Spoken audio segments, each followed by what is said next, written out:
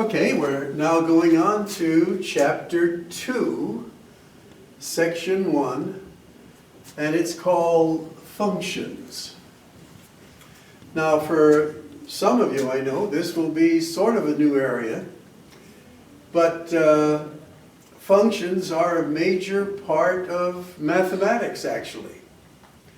And some key words relating to this chapter: the word relation, these are all on our vocabulary list, domain, range, and the word function itself.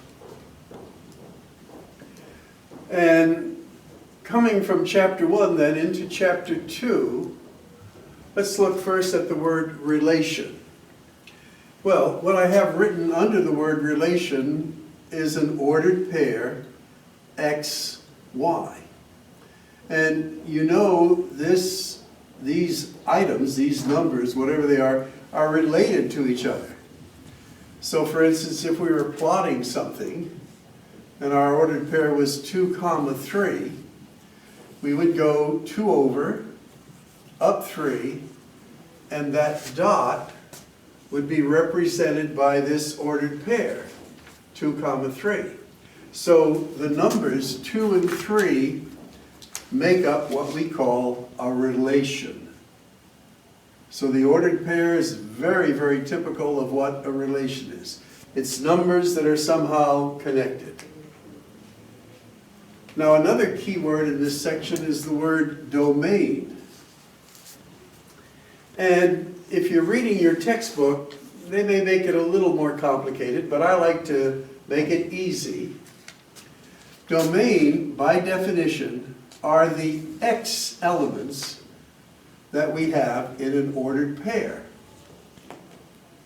So once again, domain refer to the x elements in the ordered pair. And range. What is range? Well, by definition, range is the y element in the ordered pair. So domain and range, in a sense, reflect the ordered pair, which is a relation. And we'll give you some examples as we go on. Now, in the case of function, again, the definition's a little more formal than what I'm going to say, but this is an easy way to remember it. When something is a function, as you look at the relation, the x element, the domain element, is only used once. If that's the case, then something is a function. And you'll see some examples of it right away. Okay, 1 through 4, you're going to put these into their definition. And then number 5 and 6, they're asking, does this relation show a function? And that's true for 6 too. And you see in some cases they could be numbers and letters. Here they're colors and people's names. And we're saying the first element will be the x. The second element would be the y. And as we look at example 5, is the x only paired up with one of the y elements? That is, the x is only used once. So we see a 5 and a y, that's used once. An 8 and an x, that's used once. A 3 and a z, that's used once. A 12 and a w, that's used once. So the x elements are only used once to pair up with a y element. And x is only used once, so this is a function.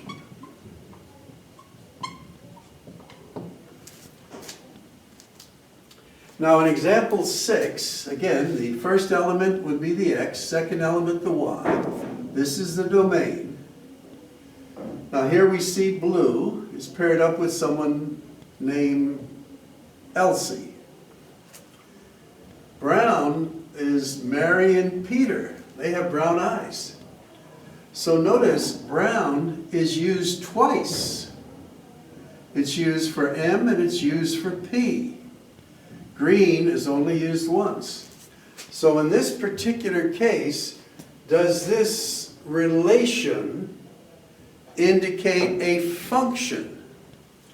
Well, again, is x only used once? Here, brown, which is sort of our x unit, is used twice. So this is not a function.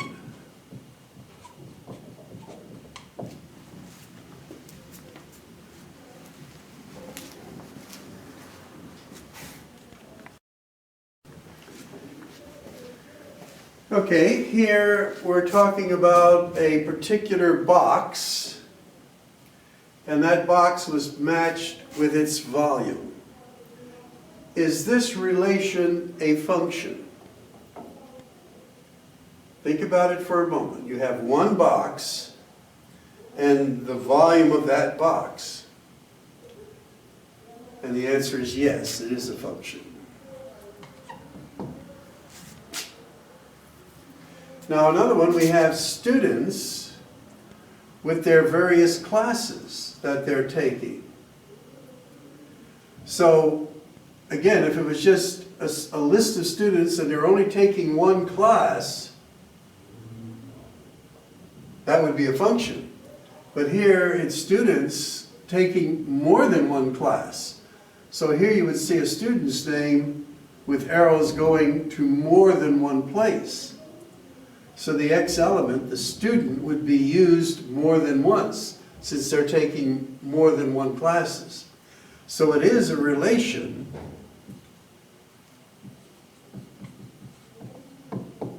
but not a function.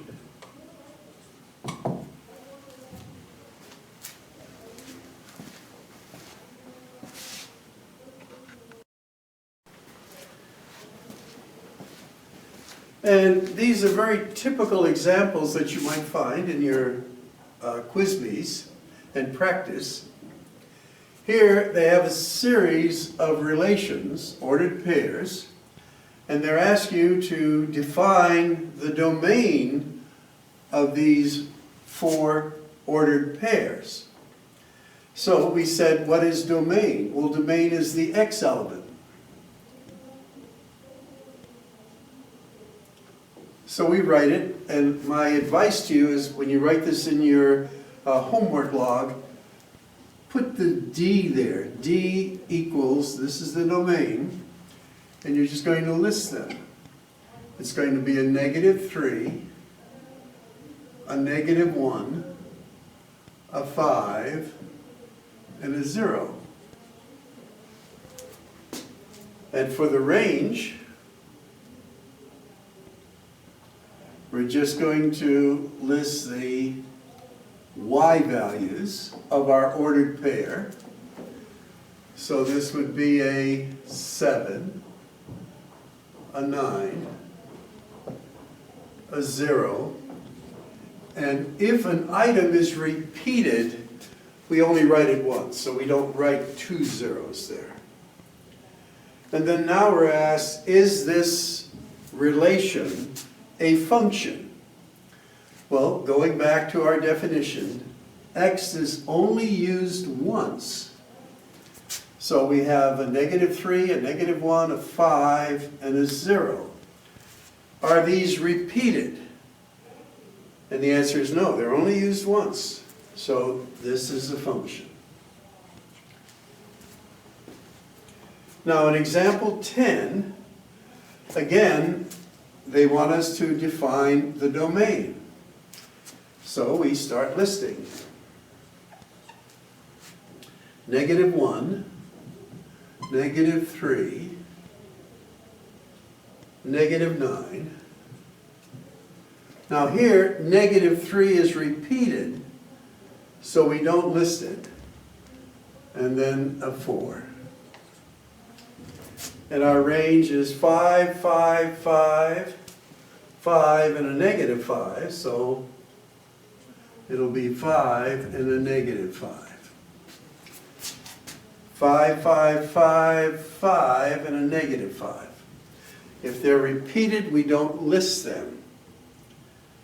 Now, for number 10, we're wondering, is this relation a function? Well, remember, in order for it to be a function, the x is only used once. So we noted here that x was used twice. It's used once there and once there, twice. So this is not a function.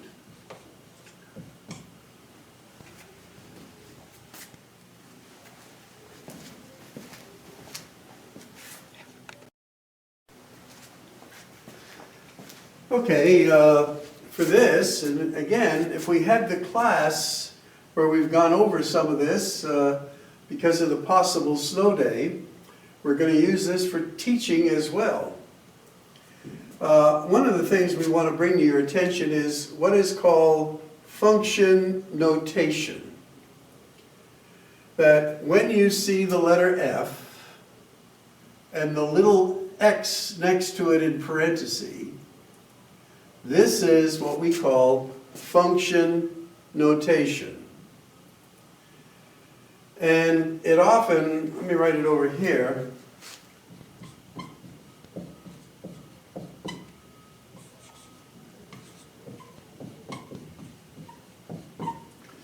They use the phrase input yields output.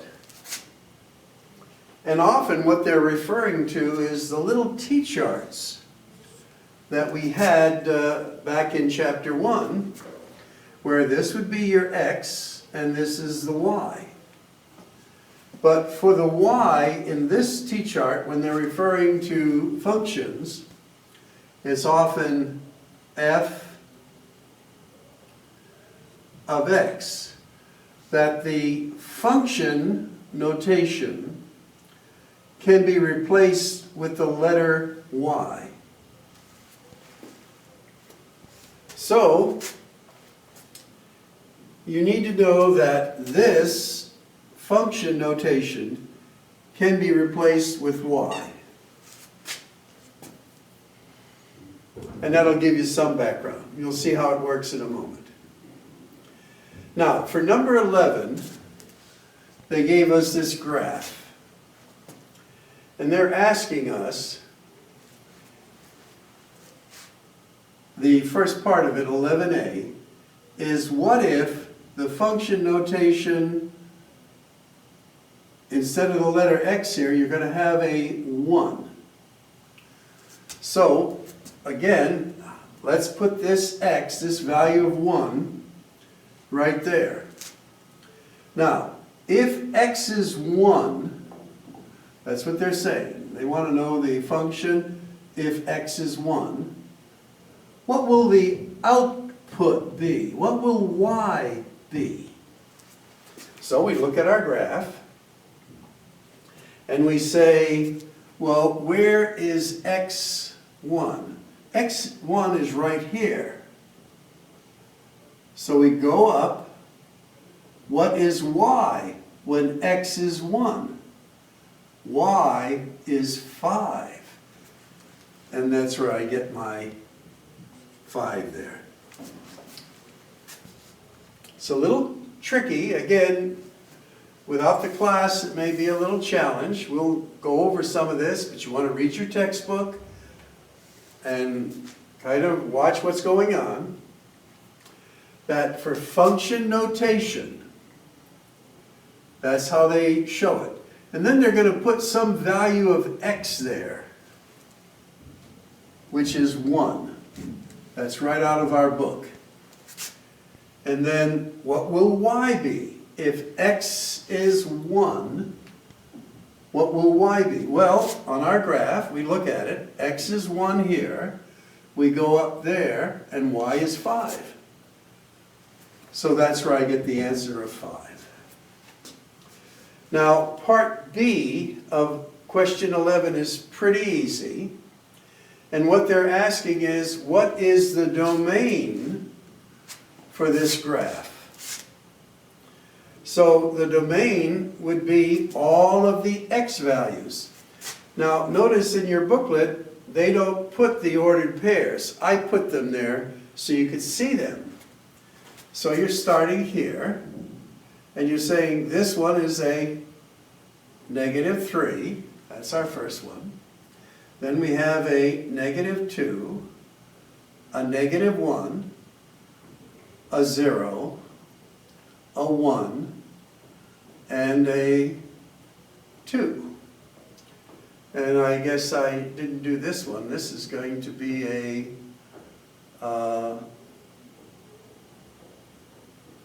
3, 1. And there's our 3. That's this point there. Again, you would have to know how to find the ordered pairs by looking at a graph with these points plotted. And then you're going to pick out the first element. That is your domain. Domain would be the x elements. Now, in letter C, it's a little modification of what they've done for number 1. They're writing this a little differently. They're saying f of x is equal to 2. We don't know what x is. That's what they're asking you. What are the x's where y will be 2? So we go back to our graph, and where is y 2? Well, y is 2 here, so what is that x value? A -3. Y is 2 there, and then y is also 2 here, and that's a 0. So that's where I get these answers from. So once again, this is a little different. They're saying that we have some value of x that we don't know, but the y is going to be in this case 2. Y will be 2. We don't know the value of x, so we have to look, where is y a 2? Well, y is a 2 in these two places. What is the value of x in these two places? A -3 and a 0. And that's what they want. And then the last part is a little easy. They want the range of the values on this graph. So what do you do? Well, you just start listing the ranges. Here's a -4, a -2, a 0, a 2, a 1 in there first, and then a 5. Now notice, if they're repeated, you only write it once. So lots of stuff going on in just this one example. And again, if you want to back up the tape, try it. See if you can come up. Those are the answers.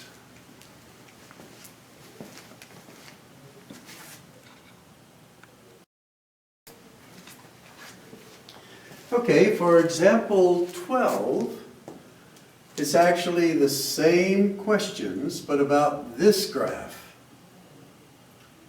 So I didn't write the answers in yet. We're going to do this together, and hopefully you may be able to do some input, but let me lead you through it. Now here we're saying, again, the t-chart, if x is 1, what will y be? Well, we go to our chart, x is 1, and it shows a little bit there. So if x is 1, y is actually 1. So 1 is the answer. And again, I didn't make my graph as carefully as the one in the book, but it's pretty close. Okay, what's the domain now? Well, the domain, if we reflect this point down to here, let me write this, by the way. This is 1, 2, 3, 4, 5. It's going to be -3, 5. And this one is going to be 2, 0. That's this point. So our our domain will be from a -3, and -3 is in the set, and it goes up to 2, and 2 is in the set. We did a little bit of this in chapter 1.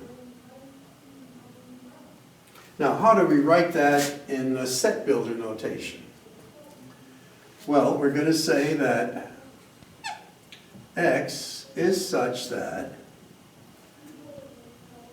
-3 is less than or equal to x is less than or equal to 2. Set builder notation. So what is the domain of our relation here?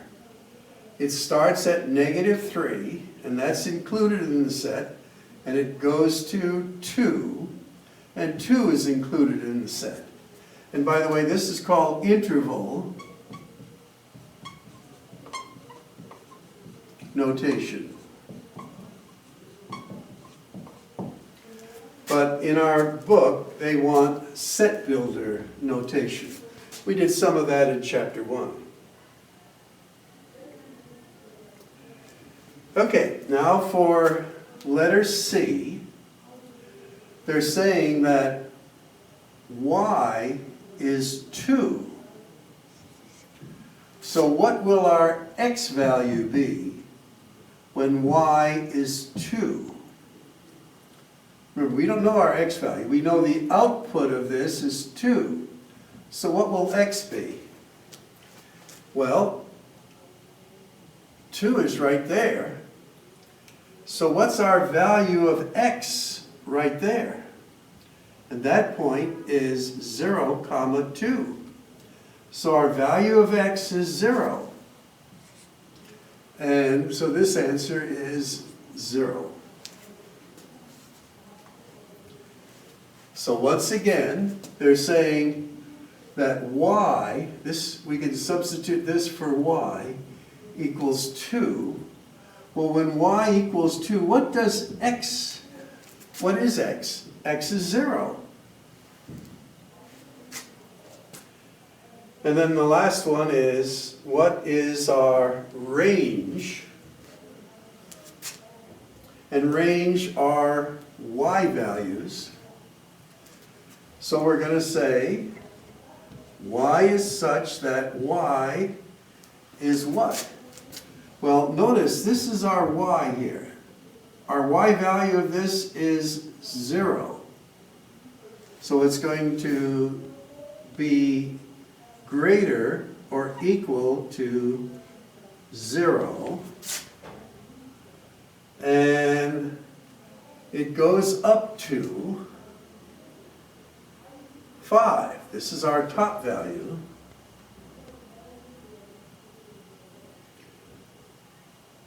Let's see how to write that there. Oh, I should write it a different way here. So it would start at 0. So y is sort of in the middle here. And then it goes up to or equal to 5. Yeah, that's the way I should have written it. Now, if it had gone up to infinity, then we'd use that other method. So where is y? Y, I should have written it this way. Y is going to be starting at 0 and going up to 5. That would be interval notation for this one. And this is interval notation for that one. whenever there's a limit, we put the letter representing our values in the middle. We'll use one or the other kind in a moment.